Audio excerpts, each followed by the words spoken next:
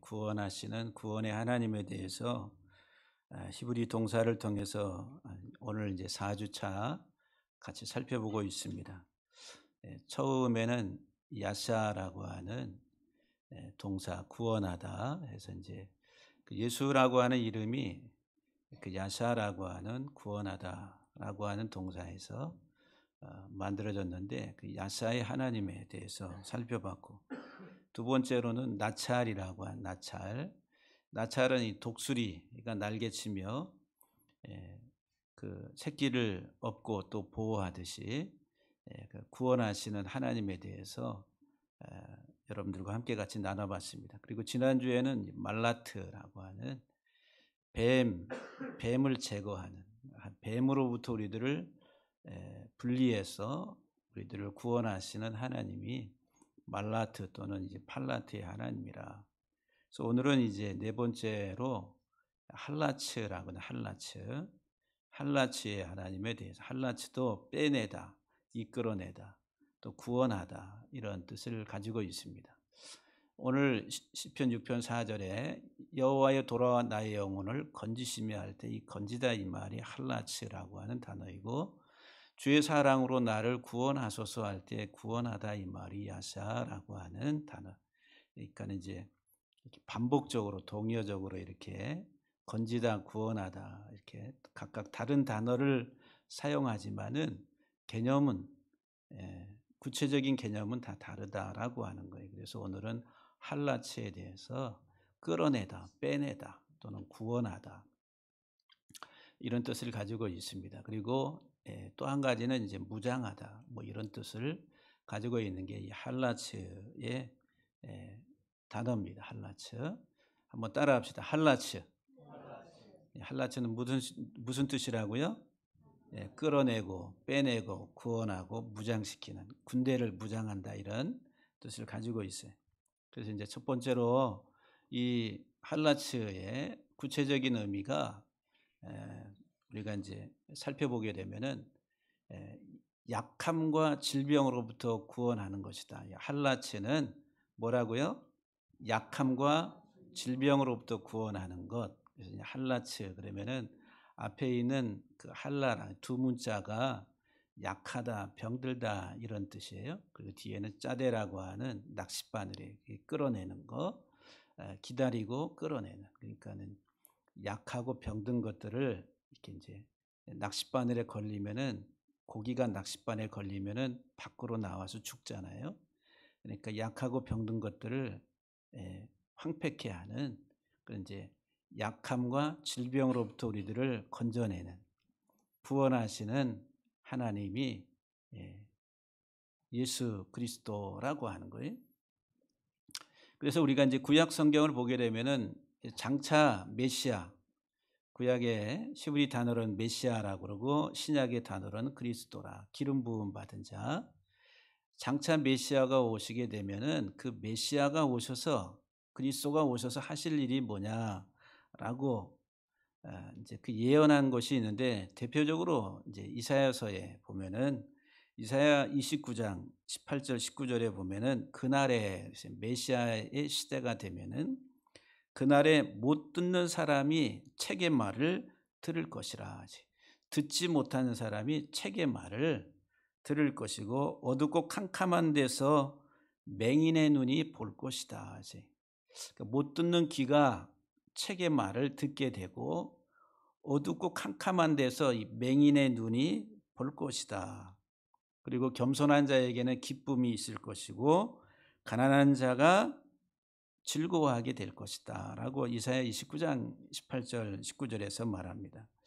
또 이사야 35장 5절에도 보면은 그때에 메시아가 오시면은, 구원자이신 메시아가 오시면은 맹인의 눈이 밝을 것이요. 그래서 맹인의 눈이 밝을 것이고 못 듣는 사람의 귀가 열릴 것이다. 그래서 이제 귀가 열려서 듣게 되고, 여러분들 이 듣지 못한 사람은 동시에 벙어리입니다. 기머거리 되고 벙어리 된 자, 이렇게 듣지 못하면은 말을 못해. 그러니까는 귀머거리 되고 벙어리 된 자가 귀가 열리고 입이 열려서 말을 하게 되고 보게 된다라고 하는 거예요. 이사야 42장 7절에도 보면은 메시아가 오시게 되면은 그 메시아의 사역을 통해서 눈먼 자들의 눈을 밝힐 것이다. 갇힌 자를 감옥에서 이끌어내고 흑암에 앉은 자를 감방에서 나오게 할 것이다. 이사야 42장 7절 말씀에서 그렇게 기록합니다. 그래서 이제 예수님이 오셔가지고 예수님 자신을 어떻게 설명하냐면 누가복음 4장에 보게 되면은 회당에서 가르치실 때에 누가복음 4장 17절 이하 19절에 보면은 선지자 이사야의 글을 드리거늘, 선지자 이사야의 글이 이사야 29장, 35장, 42장에 나오는 이 말씀들이에요. 이사야의 글을 드리거늘 책을 펴서 이렇게 기록된 데를 찾으시니 곧 주의 성령이 내게 임하셨으니 이는 가난한 자에게 복음을 전하게 하시려고 내게 기름을 부으시고 나를 보내사 포로된 자에게 자유를, 눈먼 자에게 다시 보게 함을 전파하며 눌린 자를 자유롭게 하고 주의 은혜의 해를 전파하게 하려 하심이라. 예수님이 오셔서 하시는 대표적인 사역이 치유 사역이에요. 치유.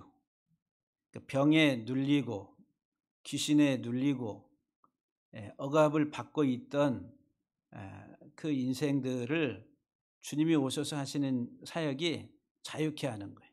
병으로부터 놓여서 자유케, 온전한 치유와 그리고 회복을 누리게 하는 이 치유 사역을 예수님이 오셔서 대표적으로 공생의 사역 가운데 제일 많이 하신 게 병든 자들을 치유하신 것이다라고 하는 거예요.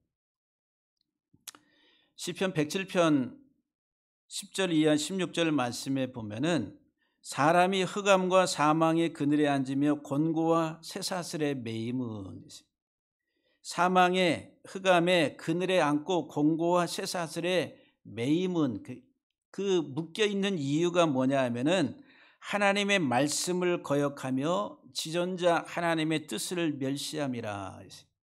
하나님의 말씀을 거역하고 그 하나님의 뜻을 멸시함으로 인해 가지고 눌리고 갇히고 그 인생이 됐다라고 말을 합니다. 그래서 이제 예수님이 오셔서 하신 이 사역이 이런 눌리고 갇힌 것으로부터 우리들을 자유케 하시는 거예요. 자유케. 그래서 이제 그 눌리고 갇힌 것의 하나의 그 대표적인 표면적인 현상이 뭐냐면은 병듦이라, 병든 것. 그래서 이제 병자들을 치유하시는 사역을 마가복음 3장 10절에 보면은 많은 사람을 고치셨으므로 병으로 고생하는 자들이 예수를 만지고자 하여 몰려왔다. 예수님이 많은 병자들을 치유하시니까 또 치유받지 못한 많은 환자들이 예수님을 만지려고 몰려들었다.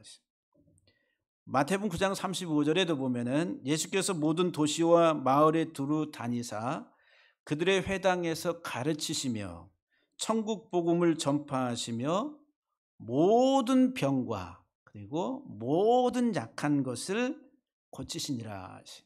무엇과 무엇을 고치셨다고요? 모든 병 그리고 모든 약한 것을 고치시니라. 아까 이제 할라치에서 할라 앞에 두 문자 어근을 가지고 있는 단어가 약하다, 병들다. 약하다, 병들다. 그러니까 예수님은 약하고 병든 것을 치유하시기 위해서 주님이 구원자로 오셨다라고 하는 거예요. 레위기 14장을 보게 되면은 그 집이 문둥병이 발했을 때 그 집의 건물에 곰팡이 같이 문둥병이 발해가지고 벽에 어떤 돌에 색점이 생겼을 때에 그 색점 있는 돌을 레위기 14장 40절에 보면은 색점 있는 돌을 빼내어 성 밖 부정한 곳에 갖다 버리라고 이렇게 기록합니다. 그 색점이 있다 이 말이 이제 곰팡이 같은 이제 나병의 그 하나의 그 세균이 발한 거예요. 어디에? 그 집에 그 돌에. 그럼 그 돌을 빼내라. 이렇게 빼내다 이 말이 할라츠라고 하는 거예요. 할라츠. 오늘 여러분들과 같이 우리가 살피는 이 할라츠. 그 돌, 색점 있는 돌을 빼내서 부정한 곳, 성 밖에 갖다 버리는 곳에 갖다가 버리라. 43절에도 보면은 돌을 빼내며, 그 돌을 이제 벽돌로 이렇게 돼 있으면 그 벽돌 하나에 색점이 생겼으면은 그 색점이 있는 돌 하나만 탁 빼내서 버리는 게 아니라 그걸 빼내고 그 옆에 있는 것들을 또 긁어서 가루가 이렇게 번졌다든지. 제가 이제 수술을 할 때 이 뼈에 종양이 있어가지고 뼈가 6번 늑골이 다 녹아서 수술할 때에 의사 선생님이 일단 이 6번 늑골을 완전히 척추 이쪽에서부터 여기까지 다 잘라내야 됩니다. 그리고 뚜껑을, 이 흉부를 다 열어가지고 뚜껑을 열어봐서 척추 안으로까지, 이 신경 속으로까지 이 종양이 들어갔으면은 목사님은 걸어 다니기 힘드실 겁니다. 이제 그러니까 척추를 건드리면은, 그 척추 신경을 건드리면은 그것까지 이제 손을 대게 되면은 제거해도 반신불수 같은 그런 이제 일이 일어날 수 있습니다. 최대한 한번 확인해서 그 척추 신경을 안 건드리면은 그게 이제 제일 좋은 건데, 해가지고 열어보니까 완전히 6번 늑골이 전부 다 녹았어요. 그래서 딱 잘라내고 그 다음에 척추까지 왔는데 그 이 뼈 속이 신경까지는 안 되고 뼈에 이렇게 붙어 있으니까 그 부분을 다 긁어내고 그리고 방사선으로 치료를 하고 그렇게 하는 것이 좋겠다 해서 그렇게 이제 잘라낸 다음에 이제 불로 지지는 거예요. 방사선으로 21번인가 20몇 번을 그 방사선 치료를 그렇게 했습니다. 그러니까 이 나병 환자, 나병이 발한 집에 색점이 있는 돌을 하나만 빼는 게 아니라 그 주변을 다 긁어내. 혹시나 그 곰팡이 세균이 퍼져가지고 나중에 또 거기에서 발하면은. 근데 이제 빼낸 다음에 일주일을 지나서 그래도 또 색점이 생기면은 그 집을 다 헐어버리라고 그렇게 말을 합니다. 그게 레위기 14장에 나와 있는 이제 나병이 집에, 건물에 발생했을 때에 어떻게 해야 될 것인가에 대해서 이야기합니다. 그 색점이 있는 나병의 균이 발생한 그 돌을 빼내라. 빼내다 이 말이 할라츠라고 하는 거예요. 그래서 예수님께서 이제 오셔서 사역하시는, 병자를 치유하시는 일 가운데 가장 중요하게 마가복음에서 먼저 다루는 환자가 누구냐면은 나병 환자예요. 나병 환자. 마가복음에서도 그렇고 마태복음에서도, 마태복음 8장에 보면은 한 나병 환자가 나와 절하며 이르되 주여 원하시면 저를 깨끗하게 하실 수 있나이다 하거늘 예수께서 손을 내밀어 그에게 대시며 이르시되 내가 원하니 깨끗함을 받으라 하시니 즉시 그의 나병이 깨끗해졌다 그랬어요. 그러니까 지금 예수님이 오셔서 하시는 구원 사역이 뭐냐면은 병을 치료하시는 거예요. 약하고 병든 것들을 우리 인생에서 제거하시는 이 사역을 하신다라고 하는 거예요. 아주 중요한 겁니다. 표면적으로. 그래서 예수님께서 오셔서 많은 병자들을 치유하시는데 대표적인 이제 마가복음 5장에도 보면은 12년 동안 혈류증으로 앓고 있던 여인을 예수님이 치유를 했어요. 평안하라, 내 병에서 놓여 건강할지어다. 이렇게 이제 이 12년 동안 혈류증을 앓고 있던, 이 혈류증은 피를 이렇게 하혈하는 거잖아요. 이거는 이제 레위기에서 보면은 부정하다, 이게 부정한 것의 하나의 그 상징. 그리고 12년이라고 하는 것은 성경에서 열둘이라고 하는 것은 이스라엘을 상징해요. 12지파. 그러니까 이 이스라엘 공동체가 부정한 상태에 있는 것을 말하는 거예요. 영적으로 보면은 그냥 현상적으로 12년 동안 혈루증을 앓고 있는 한 여인을 치유하는 게 아니라 이건 상징적이나 상징. 지금 이스라엘 전체가 다 부정한 상태에 있는 그 이스라엘을 치료하시기 위해서 주님이 오셨다라고 하는 것을 말씀하고 있다라고 하는 거예요. 그러니까 이 혈루증을 앓고 있는 여인을 치료하고 또 누가복음 13장을 보면은 18년 동안 묶여 있던 귀신 들려 앓으며 꼬부라져서 걷지 못하던 허리를 펴지 못하던 한 여자가 있는데 이 여인에게 예수님께서 보시고 뭐라고 말씀하시냐면은 여자여 네가 내 병에서 너였다 하시고 그랬어요. 18년 동안 이 묶임의 상태에 있는 게 묶여 있는 18은 속박, 묶임의 그런 의미를 가지고 있는 한 여자, 특별히 이제 성경에서 이제 여자, 이 병든 여자, 혈루증을 앓고 있는 여자, 18년 동안 묶여 있는 여자. 그 남자로 나오면 어때? 여자로 이렇게 등장을 시키나, 그치? 여자. 여자, 우리 여성분들 기분 나쁠 수가 있겠는데, 예? 한 여인, 이제 혈루증을 앓고 있고 또 뭐 18년 동안 꼬부라져서 이렇게. 그 여자가 상징하는 게 뭐냐면은 이스라엘 공동체를 여성 명사로 표현합니다. 하나님의 이스라엘 공동체. 그래서 이제 교회라고 하는 신약에 있어서 에클레시아라고 하는 교회, 이 교회 공동체도 여성 명사예요. 그러니까 이 여성은 교회 공동체, 하나님의 택한 하나님의 자녀들, 백성들의 하나의 공동체를 상징한다라고 하는 거예요. 여성. 그러니까는 이 여성이 18년 동안 묶여 있다라고 하는 건 교회 공동체, 이스라엘 공동체가 묶여 있는 상태를 말하는 거예요. 이제 이와 같은 하나의 그 상징적인 의미들을 내포하고 있는데 이런 이제 18년 동안 묶여 있다든지 12년 동안 혈루증을 앓고 있다든지 또는 38년 동안 그런 하나의 그 병으로 있었던 사람을 치유하시는 그 38년은 이스라엘의 광야 상태를 이야기하는 거예요. 이스라엘 백성들의. 그러니까 이스라엘의 영적 상황을 지금 이 환자들로 이야기해요.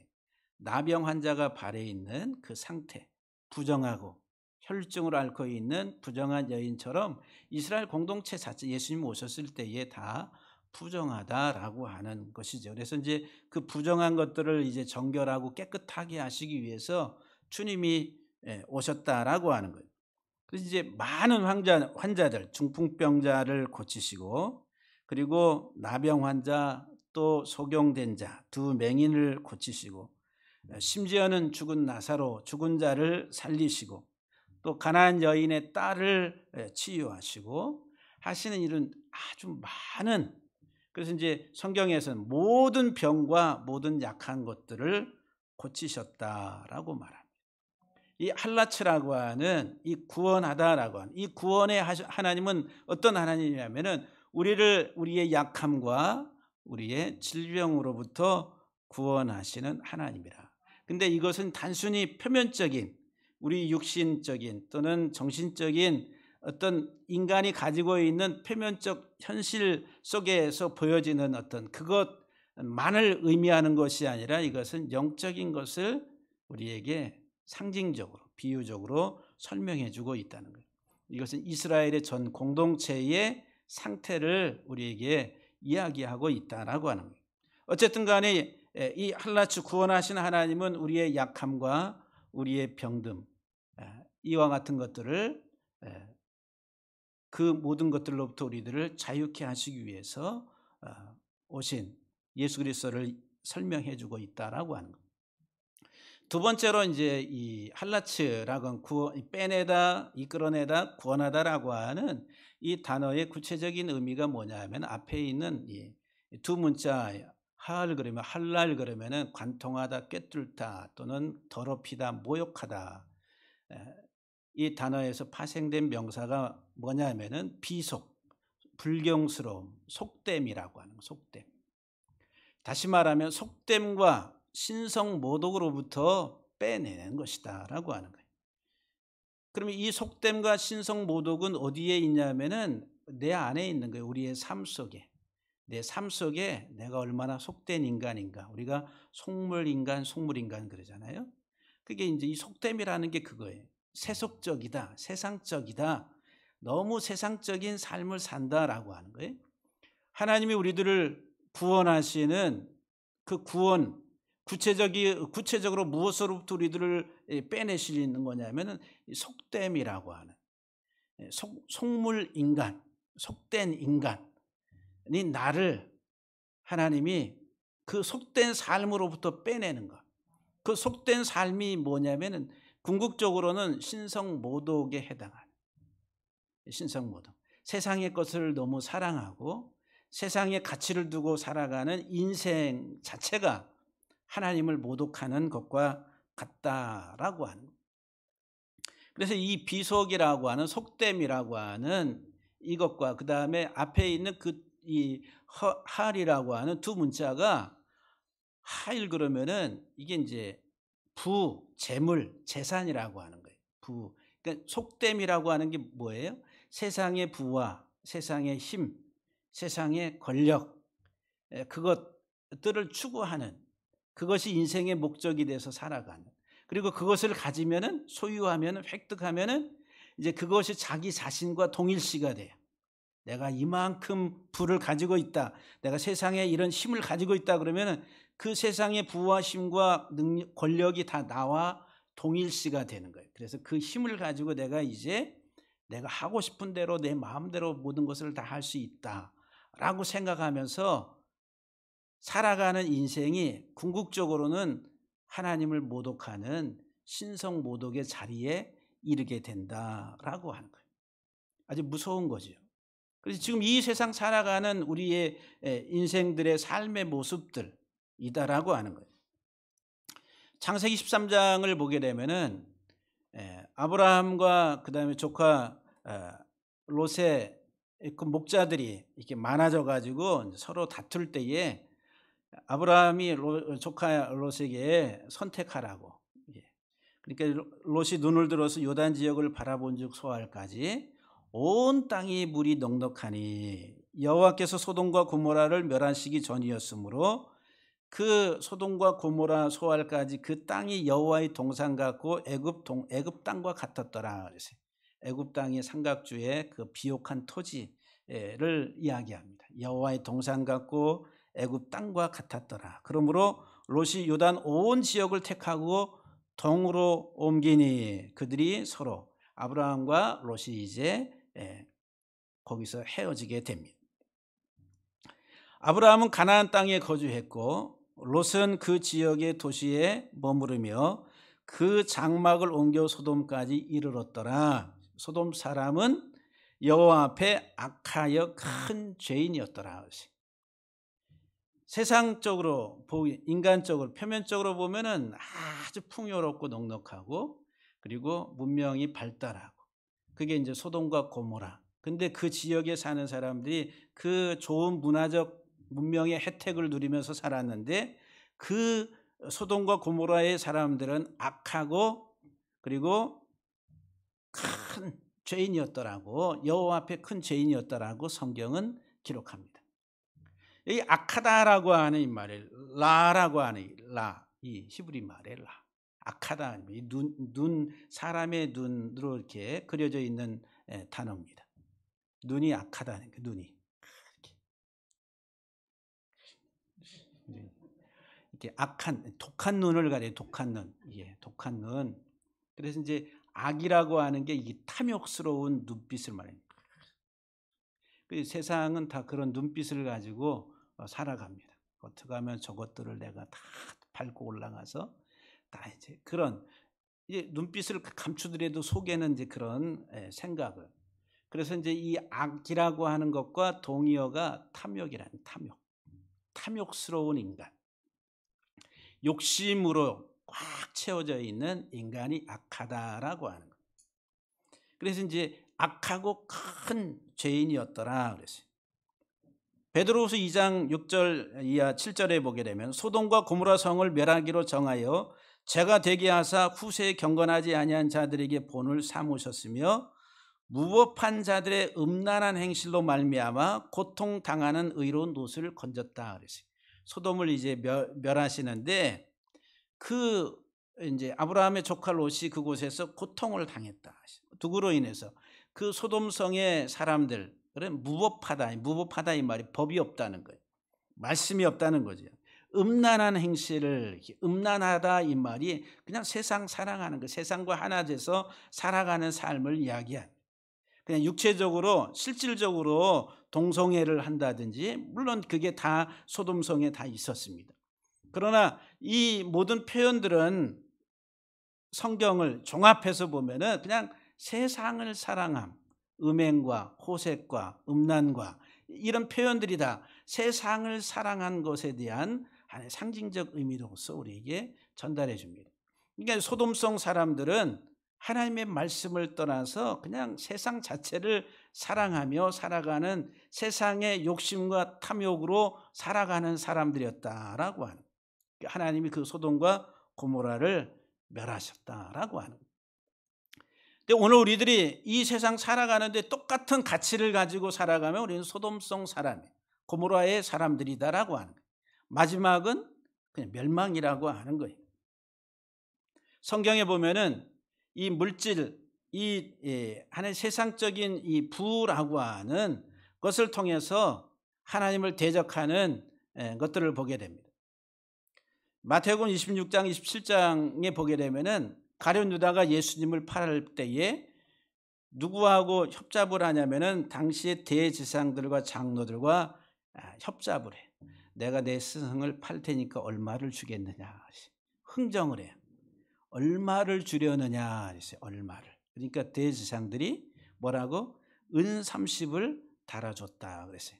그래서 가룟 유다가 예수님을 은 30에 팔아 넘겼다. 이 가룟 유다는 당시의 여러 부류의 계층들 가운데 오늘날 말하면 어떤 이제 이 민족주의자, 그래서 이제 이 땅에 이스라엘이라고 하는 나라의 공동체를 세우는 어떤 민족 운동을 하는 그런 부류의 사람이었다라고 보시면 됩니다. 그런데 예수님을 이렇게 모시고 가다가 보니까 마지막 가면 갈수록 예수님이 이상한 이야기를 하시는 거예요. 죽어야 되고 죽임을 당하고 자꾸 죽어야 된다 그러니까 이게 아닌데 라고 하는 생각이 드니까 그 예수를 그냥 팔아버리는 그 일에 쓰여지게 됐다라고 하는 거예요. 또 우리가 이제 그 마태복음 28장을 보게 되면은 예수님이 부활하시고 났을 때에 그 예수님의 무덤을 지키던 군병들이 있었어요. 근데 예수님이 부활하실 때 막 땅이 진동하고 하면서 이제 예수님이 살아나셨어요. 그래서 다 목격했죠, 이 군병들이. 근데 이 대제사장들과 장로들이 자기들끼리 숙적숙적 모의를 하더니 이 군인들을 오라고 해가지고 돈을 많이 주며 그랬어요. 돈을 얼마나 줬다고요? 돈을 이 군인들에게 많이 주며 그랬어요. 이 군인들이 돈을 받고 이 대제사장들과 장로들이 가르친 대로 소문을 퍼뜨렸어요. 소문을. 그래서 이제 어떤 소문을 퍼뜨렸냐면은 예수가 부활한 것이 아니라 그 부활을 기대했던 제자들이 와가지고 무덤에 와가지고 이 예수님의 시신을 훔쳐서 도적질해 갔다. 도적질해서 갔다. 이게 부활한 게 아니다. 이렇게 소문을 그렇게 퍼뜨렸어요. 뭐를 받고? 군병들이 돈을 많이 받고. 생명의 복음과 상관없이 이 물질에 매수돼서 물질의 노예가 돼서 살아가는 그 인생들을 우리가 좀 보게 됩니다. 이 땅의 사람들은 정말 돈이 주가 되는 주, Lord. 나의 주는 돈이 돼. 나의 주는 하나님이시다가 아니라 나의 주는 그냥 돈이 만몬이래, 만몬. 그러니까는 이 돈이 내 인생의 주인이 돼서 살아가는 사람들에 대해서 성경은 우리에게 뭐라고 말씀하냐면은 시편 11편 6절에 보면은 악인에게 그물을 던지시리니, 하나님이 악인에게 그물을 던지시는데 불과 유황과 태우는 바람이, 그 악인들에게 불과 유황과 그것을 태우는 바람, 그러니까 불, 유황에다가 거기다가 그냥 막 이쪽 저쪽으로 몰고 다니는 그 강력한 바람을 갖다가 보내는데, 그 불과 유황과 그 태우는 바람이 뭐냐 하면은 그들의 소득이 그와 같다는 거예요. 자기들을 완전히 그냥 불태워서 재가 되게 만들어 버리는 게 뭐냐 하면은 불과 유황과 바람이 그들의 소득이 됨이니라. 세상적인 물질 추구, 그것이 자기 인생의 전부인 것처럼 생각하고 붙들고 왔었던 인생들의 마지막이라고 하는 거예요. 요새 이제 뉴스에 가장 그 메인 뉴스 중에 하나로 나오는 게 박수홍 씨 이야기가 나옵니다. 이 박수홍은 평생 자기는 그냥 연예 활동하면서 돈을 다 이렇게 하면은 다 형한테 맡기고서 다 관리하게 했는데 엄청 많이 벌었더라고요. 그러니까 그 많은 돈이 통장에 들어오고 관리하다 보니까 이 형이 처음에는 아주 잘 했겠죠. 근데 이제 나중에 부부가 어떻게 했는지 잘 모르겠지만 어떡하니 유용하고 뭐 해가지고 뭐 횡령이 한 60몇 억이 그 이제 조사한 것만 이렇게 해서 나오는 게, 그러니까는 이제 부모님은 또 이 장남을 아주 두둔하고 장남을 더 사랑하고 어떤 그런 이제 장남에 대한 편애 같은 것들이 있었던 것 같아요. 그러니까 이 박수홍은 하여튼간 좀 인간적으로 보면 안 됐다라고 하는 그런 생각이 많이 드는데, 근데 이제 그런 이제 아버지와 어머니와 자식 간에 이런 뭐 때문에 이런 일들이 발생한 거예요? 이 돈이라고 하는 게 돈. 거기에 매개체. 그게 이제 유황과 불과 바람처럼 그 형제지간의 관계, 부모와 자식 간의 관계를 다 태워버리는, 뭐가? 물질이, 돈이, 소득이. 이익을 탐하는 모든 자의 길은 다 이루하여 자기 생명을 잃게 한다. 잠언 1장 19절 말씀. 잠언 21장 6절에 속이는 말로 재물을 모으는 것은 죽음을 구하는 것이라. 속이는 말로 재물을 모으는 것은 뭐를 구하는 거예요? 죽음을 구하는 거예요. 죽음을. 무섭잖아요. 그게 이제 형제지간에 그거를 가지고 내 것으로 만들고 막 이렇게 속이고 하다가 어떻게 결국은 그냥 완전히 다 파괴시켜버린 그런 결과를 초래하게 됐다라고 하는 거예요. 잠언 28장 22절에 보면 악한 눈이 있는 자는 재물을 얻기에만 급하고 그랬어요. 무슨 눈이 있는 사람이요? 악한 눈이 있는 사람은 뭐에 급하다라고 그래요? 재물을 얻기에만 급하다 그랬어요. 악한 눈, 이 악한 눈빛. 악한.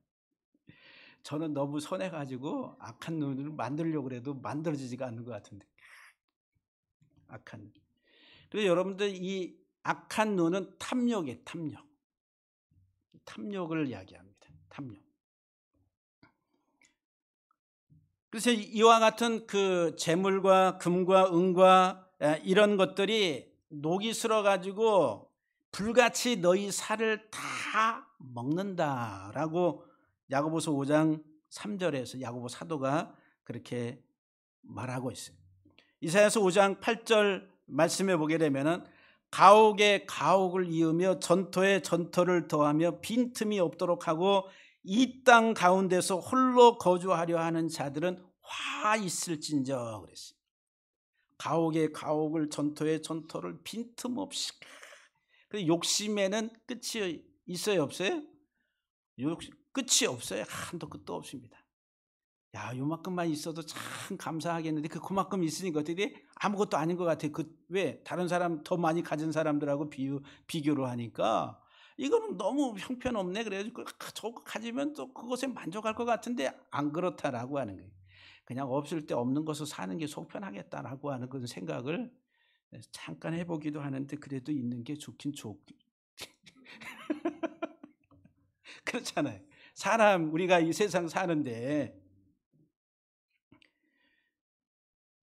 누가복음 16장 14절에 보면은 바리새인은 바리새인들은 돈을 좋아하는 자들이라. 성경에 바리새인들을 딱 뭐라고 정의를 내렸냐면은 돈을 좋아하는 사람들이라. 돈을 좋아하는 사람, 바리새인. 아주 경건하고 그리고 아주 율법적으로 잘 사는데 예수님께서 뭐라고 그 속내를 보니까 저 인간들은 돈을 아주 좋아하는 사람들이라. 돈을.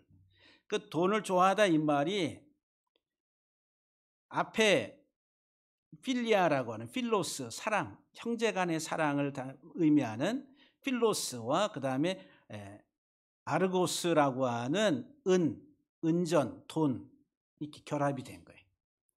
그러니까 돈을 사랑한다 이 말이에요. 그러니까 돈을 사랑함이 디모데전서 6장 10절 말씀해 보게 되면은 부하려고 하는 자들은 시험과 올무에 다 빠져가지고 파멸에 이르게 되는데 돈을 사랑함이 일만하게 뿌리가 되나니 이것을 탐내는 자들은 미혹을 받아서 믿음에서 떠나가지고 많은 근심으로써 자기를 찌른다. 자기를. 그러니까 아까 말씀을 우리가 살폈던 것처럼 자기의 소득이 불과 유황과 바람이 돼서 다 태워버리는, 누구를 태워요? 자기를 태워버리는 결과를 초래하게 된다라고요. 예수님께서 부자 청년이 와서 어떻게 해야 영생을 얻을 수 있겠습니까? 물어보니까 마태복음 19장에 보면은 그 청년이 내가 어려서부터 이런 율법을 다 지켰습니다.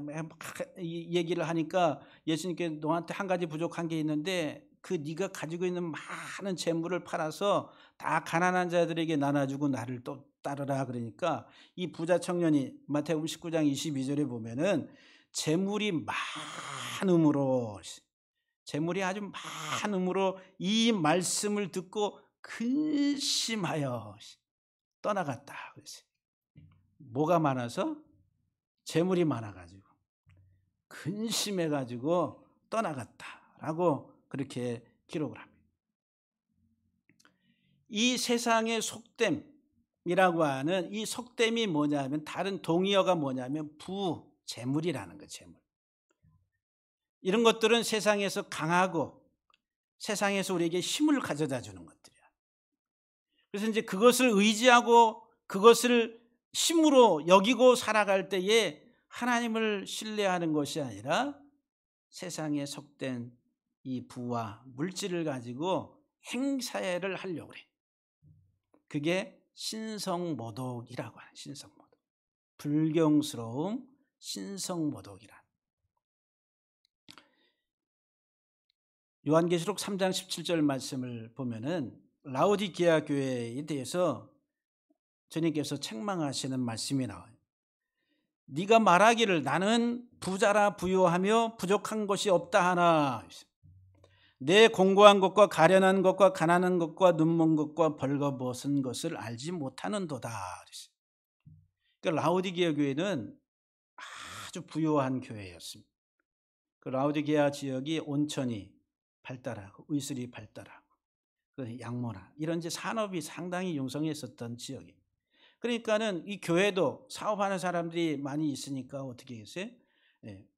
11조를 하고 하니까 재정이 풍요롭고 풍성하고, 야, 우리 이제 부족한 게 없어. 우리는 교회는 부자야. 그런데 실상은 가난하고 곤고하고 가련하고 눈멀고 벌거벗었다라고 수치를 다 드러내고 있다라고 하는. 내가 너를 권고하노니 권하노니 내게서 주님에게서 불로 연단한 금을 사서 부유하게 믿음으로 부유해지고 흰 옷을 사서 입어 벌거벗은 수치를 보지 않게 하라. 다시 그리스도의 보혈로 덮어서 수치를 드러내지 않도록 안약을 사서 발라 포기하라. 지금 이들이 눈이 멀었어요. 뭐에? 세상의 물질의 세상적 가치로 인해 가지고 참 믿음이 무엇인지를 알지 못하는. 그래서 오늘날 우리들이 이런 믿음을 이야기할 때 세상의 물질, 부요, 풍요, 힘 그리고 믿음이라는 게 이렇게 이제 그래프로 세상의 물질과 부요와 힘과 이런 것들이 이렇게 한쪽 축이고 한쪽에는 믿음이 있어요. 그럼 요거를 그래프를 그리면은 정비례가 좋은 믿음이 되겠어요? 반비례가 좋은 믿음 되겠어요? 우리들의 일반적인 생각은 정비례, 믿음이 좋으면은 이렇게 이제 쭉 부도 그리고 힘도 세상에서 잘됨도 다 이렇게 해서 이제 하나님이 이렇게 해주셨습니다. 할렐루야 이렇게 간증을 해요. 예.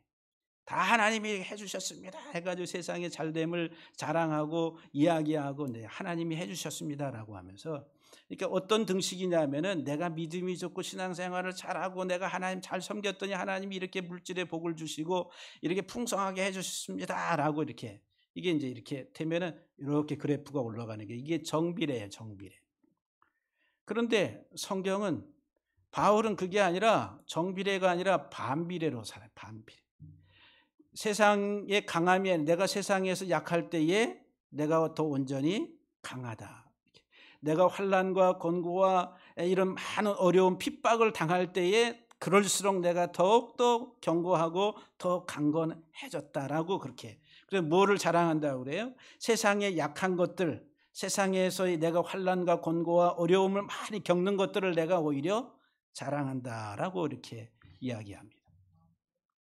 하나님이 저와 여러분들을 구원하시는 무엇으로부터의 구원을 이야기하고 있느냐? 할라치는 세상의 속됨, 비속, 속물이라고 하는 것들로부터 우리의 사상 이런 가치 체계를 완전히 무너뜨리시고 거기서 빼내기를 원하시는 하나님이다라고 하는 거예요. 할렐루야. 아멘. 여러분들이 정말 온전한 신앙의 이런 가치를 가지고 사셔야 된다라고 하는 거예요.